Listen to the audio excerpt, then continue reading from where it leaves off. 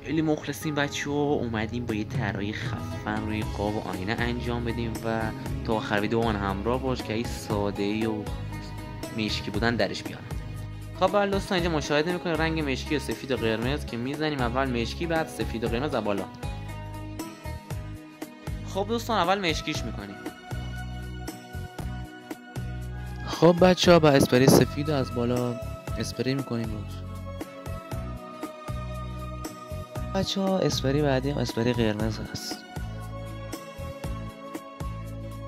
خب برده بریم لاستیکه تنظیم آینه ها رو رنگ بکنیم و ببینیم چی میشه.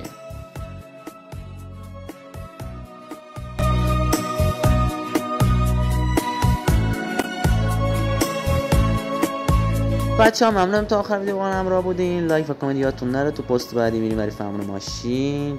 بیا داخل پیجم تو پست ها رو ببینید.